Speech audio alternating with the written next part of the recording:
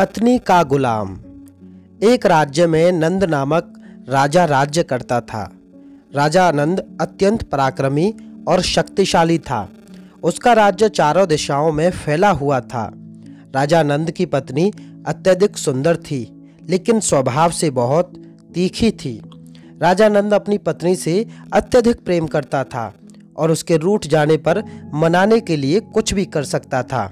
राजा नंद का एक मंत्री था जो अत्यधिक बुद्धिमान और शास्त्रों में पारंगत था।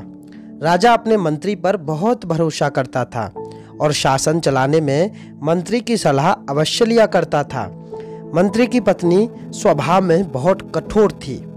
एक बार मंत्री की पत्नी रूठ गई और बहुत मनाने पर भी नहीं मान रही थी। तब मंत्री बोला, प्रिय, तुम्हारा रूठना किस प्रकार दूर हो सो मुझसे कहो। तुम जो कहोगी मैं वही कार्य करूँगा जिससे तुम प्रसन्न हो जाओ। मंत्री की पत्नी बोली, मैं तभी मानूंगी जब तुम अपने बाल मुड़वा लो और मेरे पैरों में गिरकर मुझे मनाओ। मंत्री ने वैसा ही किया जैसा उसकी पत्नी बोली थी। मंत्री के ऐसा करने से वो खुश हो गई। उसी दिन राजा की पत्नी भी रूठ गई और राजा के सामने भी एक शर्त रख दी। राजा बोला, प्रिय, तुम्हारा रूठना मेरी मृत्यु के समान है। तुम ही बतलाओ मैं तुम्हें कैसे मनाऊं। राजा की पत्नी बोली, मैं चाहती हूँ तुम्हारे मुंह में लगाम लगाकर तुम्हारे ऊपर बैठ जाऊं और तुम घोड़े की तरह हिनहिनाते दौड़ो। राजा ने रानी की इच्छा पूरी की और खुद घोड़ा बन गया। ये बात धीरे धीरे मंत्रिमंडल तक भी पहुंच गई। दूसरे दिन राज दरबार लगा।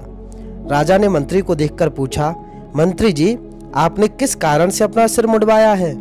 मंत्री ने जवाब दिया, महाराज, मैंने उसी कारण से सिर मुंडवाया है जिस कारण से पुरुष अपने मुंह में लगाम डालकर घोड़े की तरह हिनहिनाते हुए दौड़ लगाते हैं। यह बात सुनकर राजा बहुत लज्जित हुआ। इस कहानी से हमें शिक्षा मिलती है कि हमें अपनी मर्यादा के विरुद्ध ऐसे कार्य नहीं करने चाहिए जिससे लोगों के सामने शर्मिंदा होना पड़े।